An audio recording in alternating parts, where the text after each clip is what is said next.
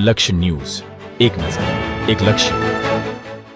કલોલમાં હર ઘર તિરંગા અભિયાન અંતર્ગત ભવ્ય તિરંગા યાત્રા યોજાઈ. દેશભક્તિ અને રાષ્ટ્રપ્રેમની ભાવનાને વધુ મજબૂત બનાવવાના હેતુથી કલોલ શહેરમાં હર ઘર તિરંગા અભિયાન અંતર્ગત ભવ્ય તિરંગા યાત્રાનું આયોજન કરવામાં આવ્યું હતું. વખારિયા ચાર રસ્તા ખાતેથી તિરંગા યાત્રાનો ભવ્ય પ્રારંભ થયો હતો. તિરંગા યાત્રામાં કલોલના ધારાસભ્ય લક્ષ્મણજી ઠાકોર સહિત ભાજપના આગેવાનો, કાર્યકર્તાઓ, કલોલ નગરપાલિકાના કર્મચારીઓ, નગરપાલિકા કાઉન્સિલરો, વિદ્યાર્થીઓ, હોમગાર્ડ જવાનો, શિક્ષકો તેમજ મોટી સંખ્યામાં પોલીસ સ્ટાફ જોડાયા હતા. હાથમાં તિરંગો લઈને લોકો ઉત્સાહભેર આ યાત્રામાં જોડાયા હતા. સમગ્ર કલોલ શહેરમાં દેશભક્તિનો માહોલ જોવા મળ્યો હતો. આ યાત્રા દરમિયાન ડીજેના સાઉન્ડ પર દેશભક્તિના ગીતો ગુંજી ઉઠ્યા હતા.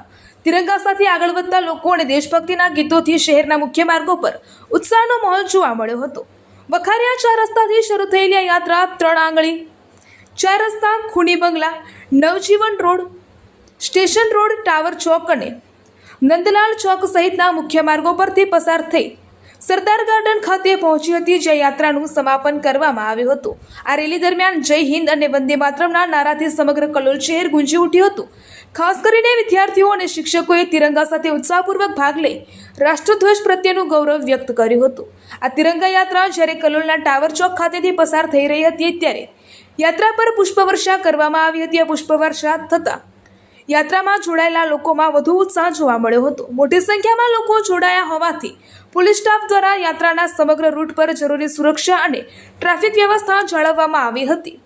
આ યાત્રા શાંતિપૂર્ણ માહોલમાં આગળ વધી હતી. હર ઘર તિરંગા અભિયાન અંતર્ગત યોજાયેલી આ યાત્રાનો મુખ્ય હેતુ નાગરિકોમાં રાષ્ટ્રધ્વજ પ્રત્યે સન્માન, દેશપ્રેમ, એકતા અને રાષ્ટ્રીય અખંડિતતાની ભાવનાને વધુ મજબૂત કરવાનો રહ્યો હતો.